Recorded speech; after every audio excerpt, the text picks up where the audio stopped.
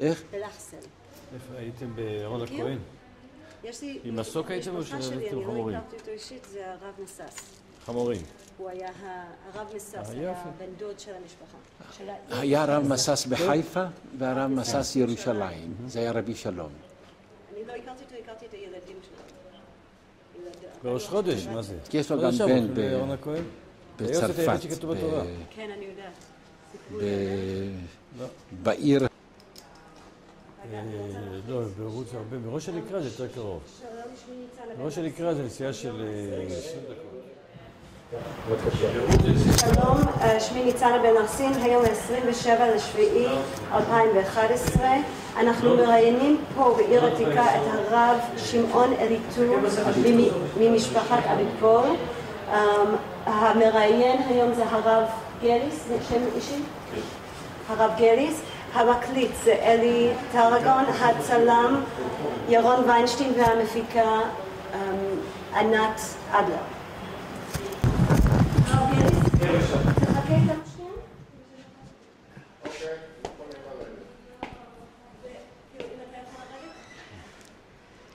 לאט לדשים על המדרגות פה. איי.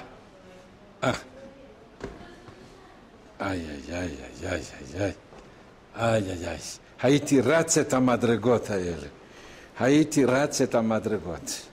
ועכשיו עליי לרדת לאט לאט. כן. איזה יופי.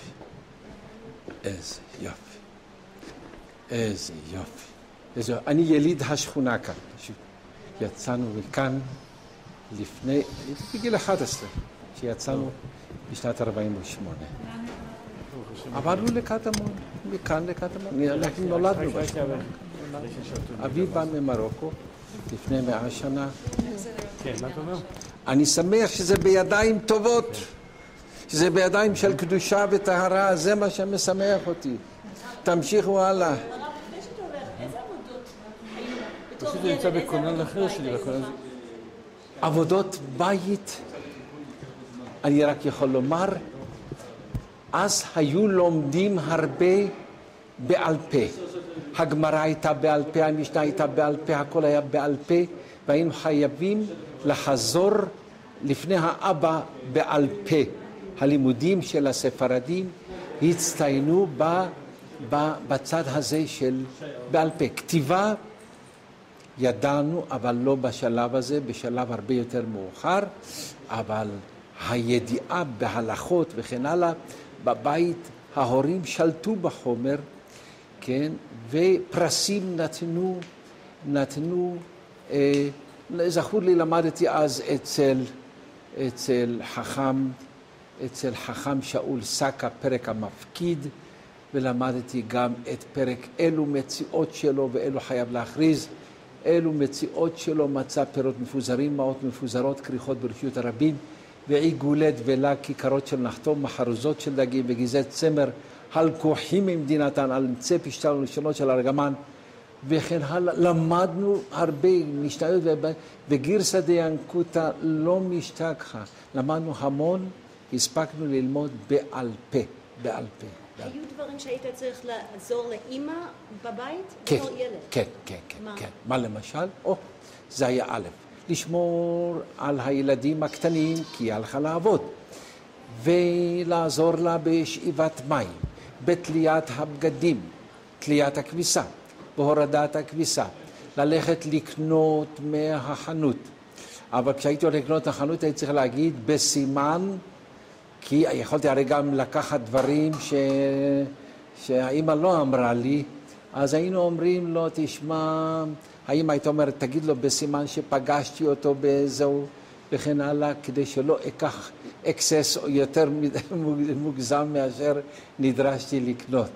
אבל זה היה ככה, היינו קונים, עוזרים לקחת, להביא, אבל מה שהיה בטוח זה תמיד עשינו זאת בזוגות. הלכנו יחד עם האח, הלכתי עם האחות שתאריך ימים, נחמדה וטובה, רוחמה שלנו. וככה תמיד היינו יחד, והדרך ארוכה ושיחה מקצרתה. כשאנחנו יחד, אז מרגישים ככה את ואבא בעל קורא בבית כנסת, מה עוד הוא עשה? הוא עסק במלאכת נגרות, במלאכת... כן, הוא עסק במלאכת... אם אתה יכול לענות בתשובה מלאה, אבא שלי... האבא שלי, רבי יוסף רחמים אביטבול, היה עובד בבתי פיינגולד וגם ברחוב בן יהודה 19 אצל דוד בן שלום, והוא היה מכין לו כיסאות ומברשות וכל מיני מלאכות כאלו שהצטרכו רפיה ועוד כל מיני מלאכות של אריגה ורקמה וכדומה, ומזה הייתה הפרנסה. כן, ברוך השם, יהודים חיו, התקיימנו. גם אמא הייתה עובדת, וזהו, אבל לא נתנו לנו ללכת לעבוד. רצו רק שנלמד. אמא לא הסכימה בשום אופן שנלך לעבוד.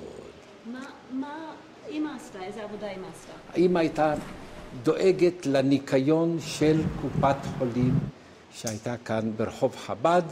היא הייתה אישה בעלת מרץ ותושייה, והיא דאגה לסדר, לניקיון, ואחר כך היא ידעה גם לקנות, מתי לקנות דברים.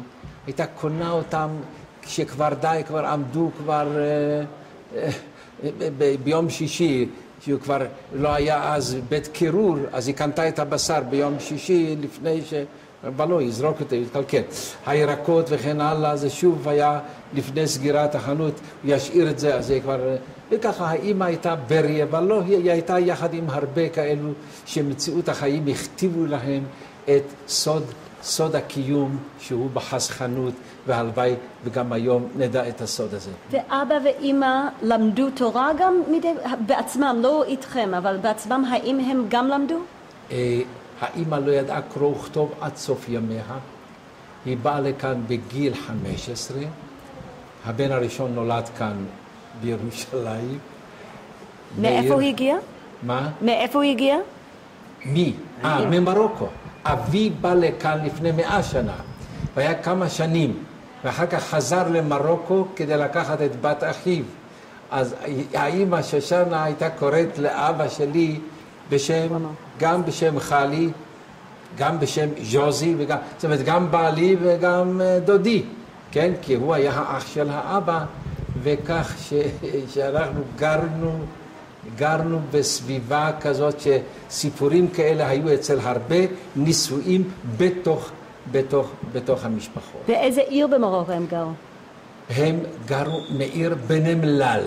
מהעיר בנמלל, עיר יפה, מלאת מים, ויש לנו שם בן דוד שלנו שהוא מהעיר בוז'עד, זה רבי ראובן אלבז, שהוא קרא לאמא שלי דודה, שני, שלישי, רבי ראובן אלבז מטבריה, האבא והאמא מהמשפחות שלנו, רבי ראובן אלבז, מהעיר בוז'עד, שהיא ליד קסבתדלה, ליד בנמלל. ושם במקומות הללו כולם הכירו את כולם, במרוקו כן ככה, וגם שם צורת החיים הייתה פחות או יותר, כן. האבא גם בעצמו, כי לא רק שהוא עזר לכם, האם הוא גם היה לומד תורה? האבא מתי כל זמן פנוי היה לומד תורה. מה למשל? מה למשל? הוא ידע גמרא, הוא ידע מדרשים, הוא ידע עין יעקב. הוא אהב מאוד מאוד את עין יעקב. והיו קוראים לפניו, והיו קוראים יחד, והוא תמיד, והוא היה שואל אותנו, הוא היה איש נעים, הוא היה דרשן, הוא היה מדבר, ותמיד היו אומרים לו בבדיחות, חכם יוסף, כשאתה מדבר זה מים שאין להם סוף. כן? אתה יודע להתחיל לדבר, אבל שוכח לגמור לפעמים. כן? אבל הוא היה נעים לשמוע אותו, ושמעו אותו. וככה זה היה. כושר הסיפור היה מרכיב רציני באותה תקופה, כי עיתונים לא היו, רדיו לא היה, לא טכנולוגיה, לא חזותית ולא שמיעתית. הכל היה, אנחנו עצמנו היינו חייבים למלא את מקומות הדברים הללו. הוא היה הולך לשיעורים? כן, ודאי. איפה? כאן בבית הכנסת. אם אתה יכול במשפט מלא, הוא היה הולך לשיעורים. כן, הוא היה כאן בבית הכנסת, בית הכנסת כאן היה כולל. והמושג הזה כולל פשוט בעלי בתים ישבו ולמדו, והיה מגיד שיעור שהיה נותן את השיעור, שמו היה חכם מאיר כהן, של אותו מגיד שיעור, והוא היה, ואבי היה גם לומד אצל חכם דוד וקנין, שגם הוא היה מלא תורה, ובעוד כל מיני מקומות שישבו ועסקו בלימוד, כי לא היה משהו אחר, רק לשבת וללמוד, לקיים וכל בנייך לימודי השם. ואיך אבא שלך היה מתלבש? אבא היה מתלבש, אמרו לי שהוא לבש בגד, טוניקה, ככה בגד ארוך, ככה שמלה, קומבז', אבל אחר כך הוא חזר למסגרת של בגד מעיל וחליפה רגילה, כמו שכולנו לובשים היום, אבל בזמן האנגלים עוד היו הרבה שלבשו את הקומבז' ואת הבגדים, כן. היה לו גם פאות ו... היה לו זקן, פאות לא ארוכות, לא, אבל זקן היה לו, כן. ולך היו פאות כשהיית ילד? מה? לך... כן, לי היו גם כן, אבל לא פאות גדולות, לא. הפאות הגדולות בדרך כלל באו לנו מהישיבות של האשכנזים. ואחר כך הייתי אצל הרבי מלובביץ', וראיתי שהרבי מלובביץ' גם כן הפאות שלו לא ארוכות, ובעיקר זה הזקן, כן, אבל היינו אצל הרבי מלובביץ' הרבה, הרי לרחוב הזה קוראים רחוב חב"ד, וממול היה בית הכנסת חב"ד, ועד היום הוא בית הכנסת חב"ד, הצמח צדק, בית הכנסת חב"ד, ואהבנו את השירה, ואהבנו את השמחה של חסידי חב"ד הטובים והנעימים. כך, יפה. מה, רצית לשאול משהו? ברוך אתה אדוני, שהכל ביד יקרו. אמן. בוא נלך לחדר. כן. איפה שיחיד, בשם נחום ציון שמה. פה אנחנו נראה קודם?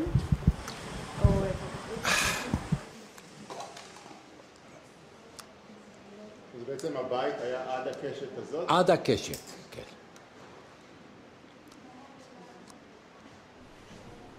לא אשכח, זה היה החצר. כאן היה החצר,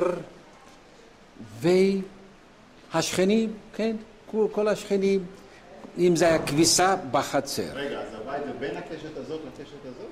או, אז הבית שלנו היה, א', הקשת הראשון זה היה חדר אחד, וכאן היה הקשת השני, החדר, מה שקראו לו הליוואן, ליוואן.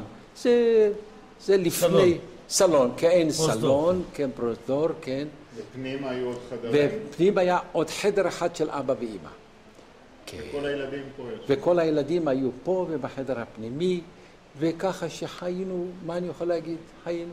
כמה ילדים? 7 ילדים, אבא ואמא ו7 ילדים, כן, 6 בנים ובת אחת מתוקה ונחמדה בשם רוחמה שלנו, שהיא עד היום מעניקה חום ואהבה וידידות לכולנו, רוחמה שלנו. אז ככה מה שראינו בבית, את זה יישמנו בחיים, הכנסת אורחים. שכחתי, אבא ואמא, הבית הזה תמיד אהבו אורחים, הביאו אורחים כאן. אורחים, היה לא אשכח, היה אורחים. הבר מצווה של אחי מאיר היה 7 ימים. אז אמרו לי שבמרוקו ככה זה היה. כי בזוהר אומר שאת הבר מצווה זה דומה לחתונה. כשם שבחתונה 7 ימים, אז לא אשכח, 7 ימים היו כל הזמן שירה, והביאו בעלי כן, כלים מוסיקליים, כלים אינסטרומנטיים שבאו כאן לשיר ולשמוח, כי אבי היה מאוד חברותי, והיו לו המון חברים שבאו לשמח. 7 ימים הייתה השמחה של אחינו מאיר, לא אשכח. זה היה, והבית, הכנסת אורחים, זה מרכיב רציני ביותר. בכלל כאן הכנסת אורחים, כל השכונה, כל אנשי ירושלים, זה היה דבר בקלות רבה. בוא תיכנס, תטעם משהו על השולחן. לא היה את כל הפרוטוקול ואת כל ההיסוסים. לא, בוא תיכנס, יש לך כאן, בוא, אתה כאן, כולנו יחד. זה מה שהיה. זה שכחתי את המרכיב הראשי. איך אפשר לשכוח מהכנסת מהכנסת אורחים, כי... מה עשיתם 7 ימים בבר מצווה? לבר מצווה, א', שמחה, ב', לא אמרנו תחנון. כן, הרי רק אם זה שמחה. זה גם כשמחה. גם כן שמחה. והשכנים היו מביאים. הייתה שכנה אחת שהייתה דואגת למעמול. שכנה שנייה לבעלאווה. ושכנה שלישית. אז סוגי עוגות. מעמול זו העוגה הכי טובה והכי טעימה. תשאלי את יהודי טורקיה. יגידו לך מה זה מעמול. וכנפה? ואו, הנה, ופשפשטיל. תסבירו לנו, אני מאמריקה, לא מכירה כלום. תסביר לי מה זה כל עוגה שאנחנו נדע. או, העוגות, את המעמול, מילאו את זה בתוך מבנה של עץ, כן, שהוא קעור בפנים, ושמים עליו את המשטח של הבצק הטעים, וממלאים אותו בשקדים ואגוזים וצימוקים ותמרים, וסותמים אותו, וככה אחר כך שמים אותו בתנור. ולא ישכח את התנור, אז האבא היה לוקח לאפות, הרי לא קנינו לחם. האמא הייתה עופה בבוקר השכם. האבא היה לוקח את הסניה, את המגש, לוקח איתו את הלחם, ויורד אל התנור, שמים את זה אצלו. כשחזרנו בית הכנסת זה כבר הספיק להיות מוכן, וככה ישבנו לאכול את הלחם. זה היה אז היה מעמול, מה היה עוד? בעלאווה. בעלאווה זה מין, ככה זה כאין קפיץ.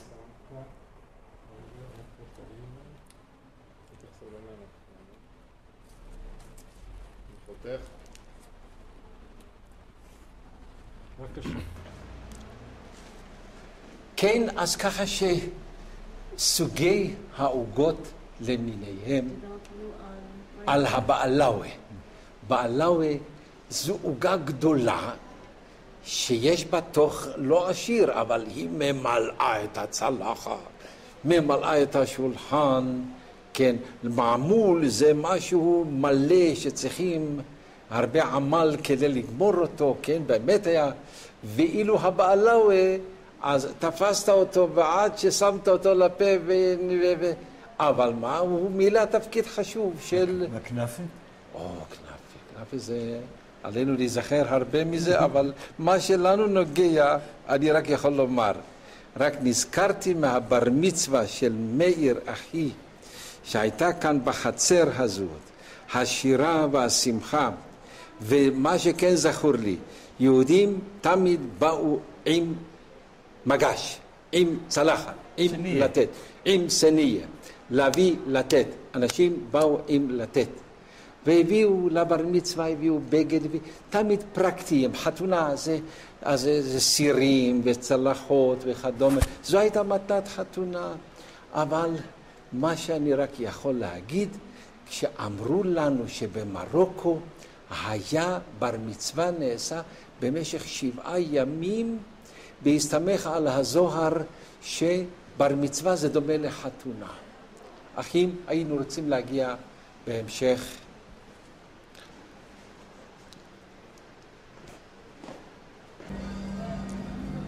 כן, אז כאן זה בית הכנסת חב"ד, וכאן היינו מתפללים הרבה. בבית הכנסת חב"ד היה כאן גם מקווה, כן, זה בית הכנסת חב"ד. זהו המקום שנבנה לפני כ-150 שנה, כן. כן, כן, אבל הרוב היה אצל הספרדים, כי אבי היה השליח ציבור.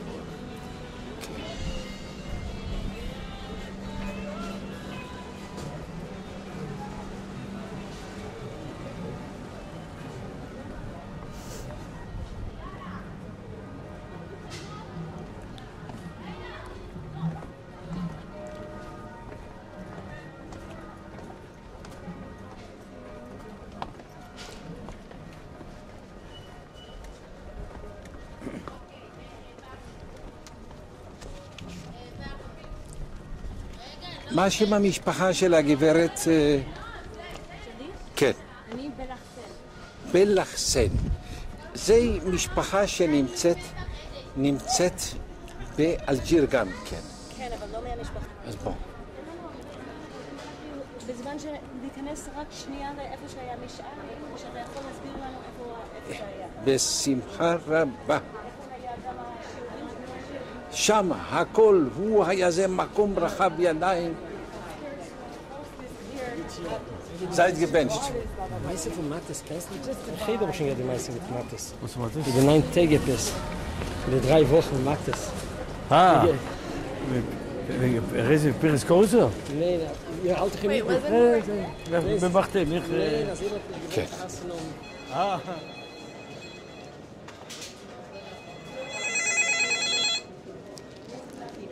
בבקשה.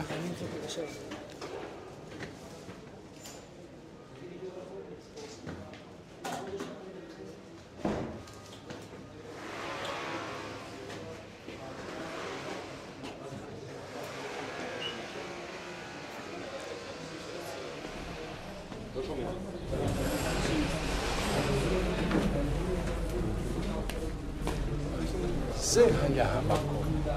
זה היה המקום. בואו ניכנס. הכניסה צריכה להיות מכאן. איזה יופי. איזה יופי. איזה יופי. זה היה המקום. איזה יופי. תודה לכם שהבאתם אותנו לכאן. לדפדף עשרות שנים אחורה.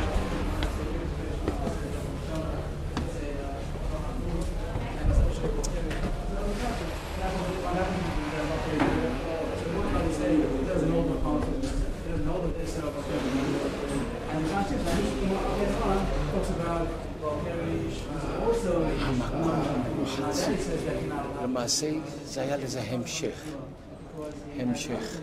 גם כאן וגם כאן, היה לזה המשך. תראה, זה בנו עכשיו, אבל זה היה רחב גדול. זה היה בית הכנסת מושאלי, בו היינו שבתות וחגים, בלילות, כל לילה היינו באים לכאן. ומה היה הנוסח פה? מה היה הצורת תפילה? נוסח התפילה היה ספרדי. נוסח ספרדי, הגבאי היה מרדכי מושאלי, איש נדיב לב, אדם יקר, אדם חביב, איש אשר רוח בו, והוא גייס לו את רבי דוד שלזינגר, שעזר לגבש את הנוער במקום הזה גרנו, היינו, זה היה גדול, רחב ידיים, למדנו, שרנו, רקדנו, הכל היה במקום הזה, זה הציל אותנו. תתאר לי קצת, מתי הייתם באים לפה? היינו באים בשעות הלילה, אחרי ערבית. צעד קטן אחורה, לאכול? בשעות הלילה. אם אתה פשוט זאת אומרת, אחרי ערבית. כי פשוט תתאר לי מה היה... אז היה ככה, הוא היה דואג לנו להתפלל מנחה וערבית. ערבית הכי נכון, כי זה היה הכי קשה.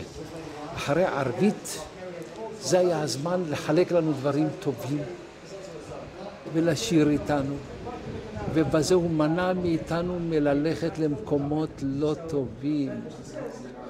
כן, ולכן אותו מושאלי ואותו רבי דוד שלזינגר בבית הכנסת הזה שממול בית הכנסת החורבה, כאן היה הגבאי פריימן, ואני ואמא ואני היינו מנקים את בית הכנסת. כן, קיבלנו כסף, כן, אבל קיבלנו. אותו פריימן, זכר צדיק לברכה, היה אדם יקר ערך, והוא היה האיש שסביבו, הוא היה גם עובד גם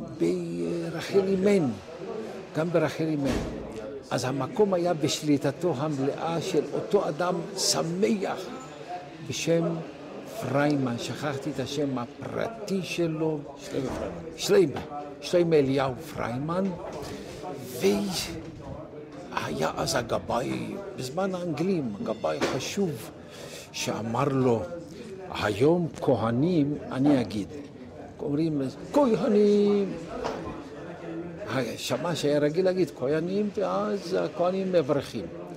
אבל הוא הגבאי אמר, הוא יגיד כהנים, כי יבואו אורחים נכבדים. אז הוא חדר לתחום הפרטי של פריימן. אז פריימן ישב ליד הדלת ביום שבת בבוקר. כל מי שנכנס אמר לו, אני צרוד היום. אתה תגיד כהנים, אבל בקול רם במקומי, כן? בסדר. נכנסו 80 איש, ולכולם אמר להם שיגידו כהנים. והוא גם כן רצה, אמר כהנים, מי שמע אותו? כי פתאום כל בית הכנסת, 80 איש אמרו כהנים. אז עד היום זכרו את הבדיחה של אותו פריימן. המקום היה, כן. אז אני בא כאן לבקש מאת השם יתברך שהתוכנית הזאת תצליח, כי המסר היה, שוב, נזכור היטב. יהודים שלומדי תורה ומצוות זוכים מן השמיים לרוח טובה.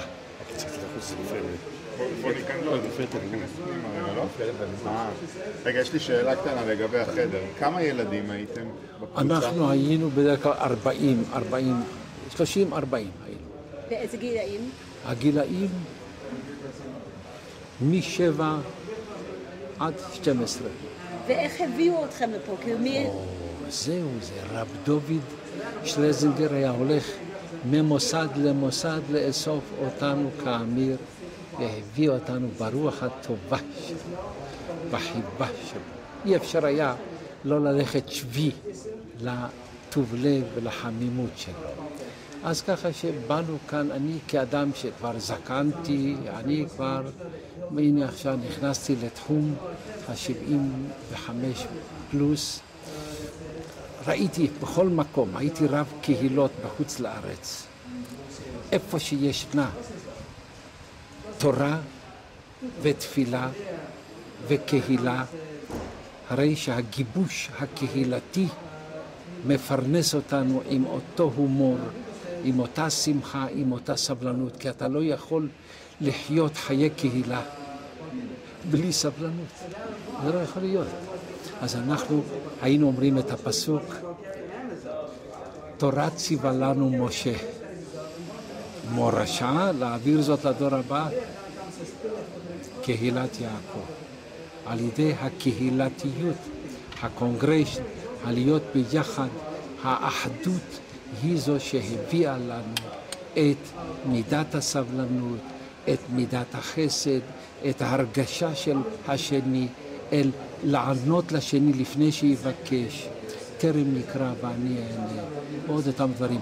אני כאן בירושלים העתיקה מודה כאן בזה לגברת. ניצנה. בן לחסין. מהעיר רבת במקור, רבתיה. זה עיר מרתבן ומטבטין. זה עיר מיושבת, מסודרת ומאורגנת. ואחר כך ישנם עוד מקנס, ויש עוד אחר כך את העיר ספרו. אלה הם ערים בעלות רמה של אנשי סולת, אנשי חוכמה.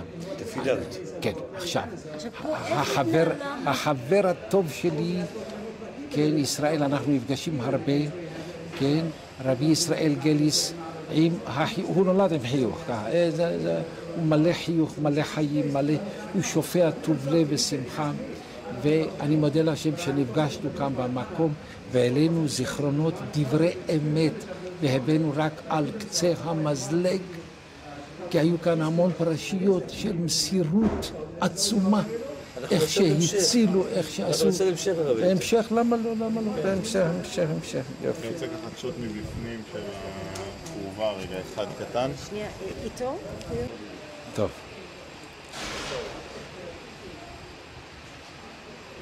יכולים לרדת.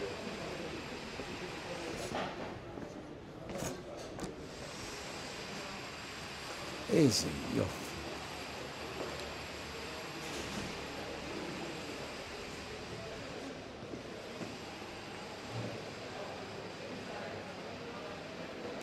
איזה יופי.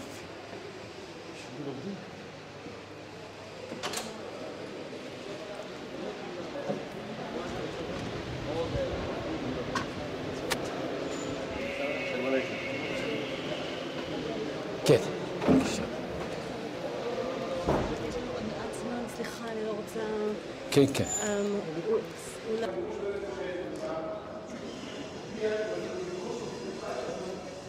כן, אז אנחנו, כן, בפורת יוסף למדנו משנות ילדות, כן, כי שם היו אומרים שהיו נכנסים ילדים ויוצאים זקנים, כי למדו בפורת יוסף שנים עד החתונה. נכנסים עם טלית ויוצאים עם טלית. נכנסים עם טלית ויוצאים עם טלית. ואחרי החתונה היו יושבים ולומדים בכולל. זה היה אז הלימוד בכולל של פורת יוסף. אז היה בו גם לימוד גמרא ופוסקים והרבה רבנים שהעמידו חכמי פורת יוסף, וגם קבלה, תורת הקבלה, חכם אפרים, כהן ועוד גדולי תורה, גדולי קבלה, ששילבו את תורת הנגלה דאורייתא והקבלה. וזה היה למעשה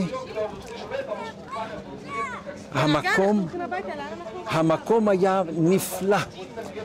פורת יוסף היה בנוי יפה, מאורגן, מקושט, כמו אותם יהודים מהודו שיכלו להרשות לעצמם לבנות מבנה כזה נאה. חבל שהערבים הרסו אותו. כאן בפורת יוסף, כפי שאמרנו, המקום היה חלוק בין תלמידים, נערים, אחר כך הגיל הביניים המבוגר, ואחר כך בוגרים שישבו ולמדו והוציאו תעודות רבנות, ומשם נשלחו רבנים לתפוצות. זכור לי היה שהרב של מצרים, זה היה הרב עובדיה יוסף, יצא מפורת יוסף. הרב של פנמה, הרב ציון לוי, יצא גם הוא מישיבת פורת יוסף. ועוד הרב של קולומביה, הרב של קולומביה זה הרב שרבני, הרב של בוגוטה, הרב שרבני גם הוא למד בפורת יוסף, ועוד רבנים שיצאו בפינות רחוקות של התפוצה הספרדית, שלמדו בפורת יוסף, שטרחה להכין קדרים, תלמידי חכמים, ולהביא אותם כמנהיגים של העם שנמצא, אותם אחינו בית ישראל שהיו נפוצים בגולה והיו זקוקים לאותם רבנים. דבר זה עשו אנשי פורת יוסף. אחר כך היה לנו גם רבנים בארץ, הם באו מפורת יוסף. רבה של תל אביב, הרב הלוי, כן, רבה של ועוד, הרב של בת ים, זה הרב הלוי ועוד. עכשיו אנחנו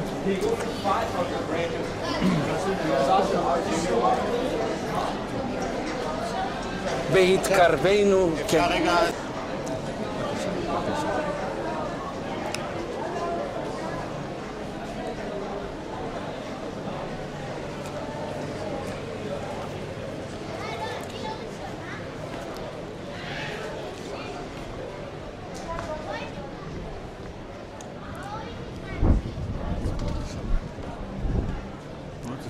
כן, פורת יוסף זה כאן.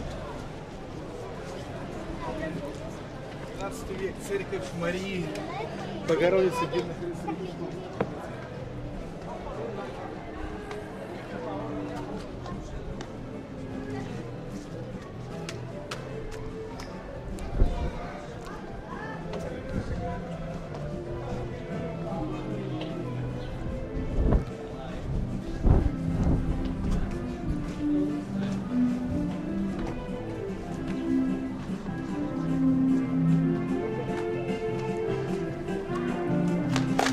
מפה.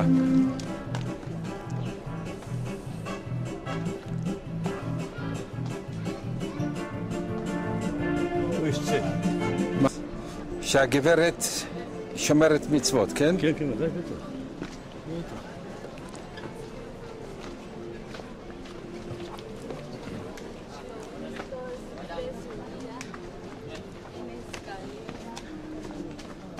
מה שלומך הרב שפירו? ברוך השם הרב, אמן.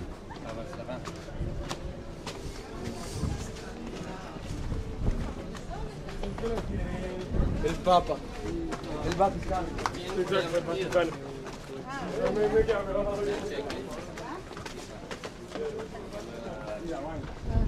עכשיו בסדר, רק בחוץ פה, יש פה שלט, ישיבת תורת יוסף. כן, אז ככה, אנחנו כאן עומדים. זה הישיבה. כן. שמש. כן, אחים יקרים, כאן, הנה, בבקשה. בבקשה. אתה יש רואה? רכבת ישיבת תורת זהו יוסף. מה שרציתי רק שתראה, אני לא יודעת אם יש לך זווית יותר טובה, אבל you decide. רואה, כן, אז ככה, כולנו כאן מדבר אליכם. סביב ערש הילדות שלנו, פורת יוסף, שעד היום מעוררת רגשות חמים בתפוצה הספרדית בכל העולם כולו. כאן המדבר איתכם קיבל חינם אין כסף גם לימוד תורה וגם סעודות טובות והרבה ידידות ואהבה, בעיקר הביאו לנו את המורים הכי טובים, מורים שלימדו במסירות ונאמנות. ושלא נשכח, המורים היו גרים כולם בעיר החדשה, ולבוא מהעיר החדשה לעיר הישנה בדרך לא תמיד היה הכל חלק, היו גם זריקתם של אבנים, קליפות, פגיעות כאלה ואחרות. הדבר הזה היה באופן, לא מפריע. כן, אז ככה שהמורים הללו, כפי שהזכרנו אותם, היו אלה המורים שבאו, זה היה חכם עזרא עטיה, חכם יהודה צדקה, חכמים יקרים וחביבים למיניהם, שהביאו איתם הרבה שאר רוח ולמדנות וגאונות, ויחד עם אהבת תורה, עם אהבת חסד. אני מוכרח כאן לומר, פורת יוסף הוקמה על ידי אותו גאון וצדיק, רבי יוסף חיים, הבן איש חי, שחי